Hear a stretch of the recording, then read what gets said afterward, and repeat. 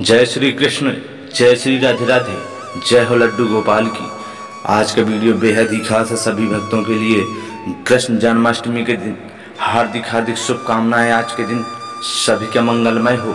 देखिए, आज का 12 साल बाद जन्माष्टमी पर बना दुर्लभ सहयोग। इस दिन जाने क्या रहेगा शुभ। मैं गारंटी देता हूँ, अगर वीडियो को लास्ट तक आप देखते हैं, सुनते हैं, तो बहुत ही आप चमत्कार देखने को मिलेगा और संपूर्ण मनोकामनाएं पूर्ण मिलेंगी आपकी। बस चमत्कारिक उपाय करना है, ले आनी है चीज और कर देना है चमत्कार। रातों रात होंगे करोड़पति। जी हाँ दोस्तों, सच्चे दिल से जरूर लिखें जय श्री राधे राधे, जय श्री कृष्णा। कमेंट बॉक्स पर जल्दी से लिख दें और वीडियो को लाइक करके चैनल को सब्सक्राइब अवश्य कर दें। दोस्तों चलिए जानते हैं संपूर्ण जानकारी। जय हो बागेश्वर धाम, जय बजरंगबली महाराज। इस साल जन्माष्टमी का पर्व 6 सितंबर और 7 सितंबर दोनों दिन बेहद शुभ रहेगा। इस दिन अष्टमी के साथ ही रोहिणी नक्षत्र एवं व्रस्त चंद्रमा का दुर्लभ व पुण्यदायक योग बन रहा है, जो 12 साल बाद बन रहा है। और दोस्तों इस दिन आपको करने हैं कुछ चमत्कारिक उपाय और बहुत सारे यहाँ पर आपको धन धान की कमी जो थी वो दूर होगी और चमत्कार मिलेगा। दोस्तों इस साल जन्माष्टमी का पर्व 6 सितंबर 7 सितंबर दोनों दिन मना रहे हैं। दोस्तों पुण्यदायक योग भी बन रहा है। दोस्तों जन्माष्टमी मथुरा और गोकुल में भी अलग अलग दिन मनाई जाती है। व्रत के अनुरूप 6 सितंबर को जन्माष्टमी मनाना ज़्यादा अच्छा माना जा रहा है, क्योंकि इस दिन अष्टमी के दिन रोहिणी नक्षत्र भी है। दोस्तों वहीं 7 सितंबर को भी कुछ लोग रोहिणी नक्षत्र को देखते हुए व्रत का शुभारंभ कर रहे हैं। दोस्तों ये संयोग बहुत ही बेहद खास है। चंद्रमा वृष राशि में विराजमान होंगे, सर्वार्थ सिद्ध योग भी रहेगा। इस वर्ष सभी तत्वों का दुर्लभ योग मिल रहा है, अर्थात 6 सितंबर को और 7 सितंबर को कृष्ण जन्माष्टमी शुभ मानी गई है। बुधवार को रोहिणी नक्षत्र एवं बृहस्पति चंद्रमा का दुर्लभ पुण्यदायक योग भी है। दोस्तों 12 वर्षों बाद बना है दुर्लभ सहयोग। तो चलिए जानते हैं संपूर्ण जानकारी। आखिर क्या करना है। दोस्तों सबसे पहले पूजा विधि आपको जानना बेहद है जरूरी और आपको एक चमत्कारिक उपाय करना है और वीडियो को लास्ट तक जरूर देखना है। संपूर्ण जानकारी बताई जाएगी। जन्माष्टमी के दिन सुबह सर्वप्रथम आपको स्नान करना है एवं साफ स्वच्छ कपड़े पहन लेने हैं। सबसे पहले पूजा घर और घर की साफ सफाई कर लें। कान्हा का पालना अवश्य सजा लें। लड्डू गोपाल का गंगा जल और दूध से अभिषेक जरूर कर दें।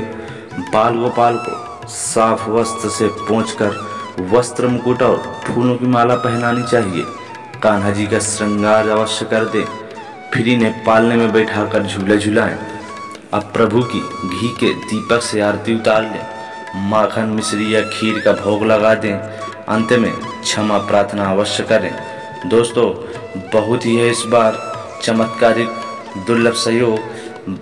आपको लाना है घर पर मोर पंख, और लड्डू गोपाल का बहुत ही मोर पंख प्रिय माना जाता है और बांसुरी भी बहुत प्रिय मानी जाती है। हो सके तो चांदी की बांसुरी या फिर लकड़ी की बांसुरी लड्डू गोपाल के सिंहासन पर अवश्य रख दें। बहुत ही चमत्कार देखने को मिलेगा। दोस्तों भाद्रपद कृष्ण अष्टमी तिथि की आधी रात को मथुरा के कारागार में वासुदेव की पत्नी देवकी के गर्भ से भगवान श्री कृष्ण ने जन्म लिया था।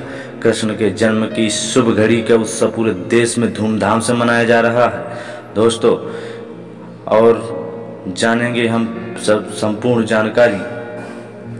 द्वापर युग में श्री कृष्ण ने बुधवार को रोहिणी नक्षत्र में जन्म लिया था। अष्टमी तिथि को रात्रिकाल अवतार लेने का प्रमुख कारण उनका चंद्रवंशी होना है। श्री कृष्ण चंद्रवंशी चंद्रदेव उनके पूर्वज और बुद्ध चंद्रमा के पुत्र हैं। इसी कारण चंद्रवंश में पुत्रवत जन्म लेने के लिए कृष्ण ने बुधवार का ही दिन चुना था। क्यों लिया था आधी रात को जन्म, जानते हैं जानकारी। मथुरा के पंडित अमृत शर्मा ने आज बताया कि रोहिणी चंद्रमा की प्रिय पत्नी और नक्षत्र है। इसी कारण रोहिणी नक्षत्र में जन्मे अष्टमी तिथि शक्ति के प्रतीक है। कृष्ण शक्ति संपन्न स्वयंभू परम ब्रह्म है, इसीलिए वो अष्टमी को अवतरित हुए हैं।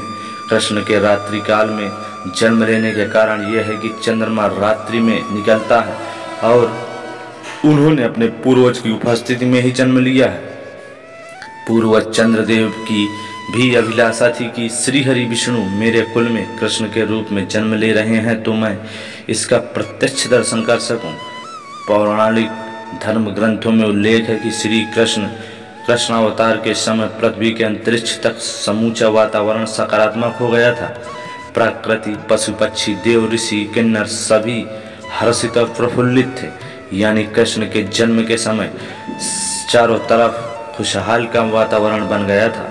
धर्म ग्रंथों के अनुसार यह कहा जा सकता है कि श्री कृष्ण ने योजनाबद्ध रूप से पृथ्वी पर मथुरापुरी में अवतार लिया है। दोस्तों, श्री कृष्ण की पूरी कहानी जानते हैं। द्वापर युग में भोजवंशी राजा उग्रसेन मथुरा में राज्य करता था। उसके अत्याचारी पुत्र कंस ने उसे गद्दी से उतार दिया और स्वयं मथुरा का राजा बन गया। कंस की एक बहन देवकी थी जिसका विवाह वासुदेव नामक यदुवंशी सरदार से हुआ था। एक बार जब कंस देवकी और वासुदेव को उनके राज्य लेकर जा रहा था, तभी एक आकाशवाणी हुई, हे कंस, जिस बहन को तू उसके ससुराल छोड़ने जा रहा है, उसके गर्भ से पैदा होने वाली 8वीं संतान तेरी मौत का कारण बनेगी। आकाशवाणी सुनकर कंस बहुत ही क्रोधित हो उठा और वासुदेव को मारने बढ़ा। तब देवकी ने अपने पति के प्राणों की रक्षा के लिए कहा कि उनकी जो भी संतान जन्म लेगी उसे वो कंस को सौंप देगी। कंस ने बहन की बात मानकर दोनों को कारागार में डाल दिया। दोस्तों, कारागार में देवकी ने एक एक करके 7 बच्चों को जन्म दिया, लेकिन कंस ने उन सभी का वध कर दिया। जब 8वां बच्चा पैदा होने वाला था, कारागार में खड़े पहरेदार भी लगा दिए गए। उसी समय नंद की पत्नी यशोदा को भी बच्चा होने वाला था। उन्होंने वासुदेव देवकी के दुखी जीवन को देख 8वें बच्चे की रक्षा का उपाय रचा।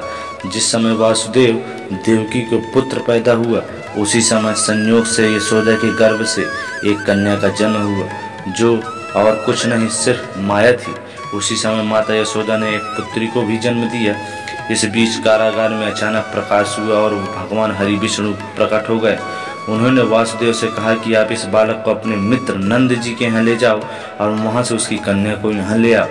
भगवान विष्णु के आदेश से वासुदेव जी भगवान विष्णु को सूप में अपने सिर पर रखकर नंद जी के घर की ओर चल दिए।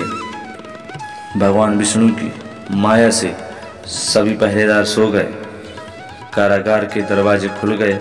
वासुदेव भगवान कृष्ण को लेकर नंद जी के यहाँ सकुशल पहुँच गए और वहाँ से उनकी नवजात कन्या को लेकर वापस आ गए। जब कंस को देवकी की 8वीं संतान के जन्म की सूचना मिली तो वह तत्काल कारागार में आया और उस कन्या को छीनकर पृथ्वी पर पटकना चाहा, लेकिन वह कन्या उसके हाथ से निकलकर आसमान में चली गई। फिर कन्या ने कहा, हे मूर्ख कंस, तुझे मारने वाला जन्म ले चुका और वह वृंदावन पहुंच गया है। अब तुझे जल्द ही तेरे पापों का दंड मिलेगा। वह कन्या और कोई नहीं, स्वयं योग माया थी। भगवान विष्णु के आदेश से वासुदेव जी भगवान कृष्ण को सूप में अपने सिर पर रखकर नंद जी के घर की ओर चल दिए।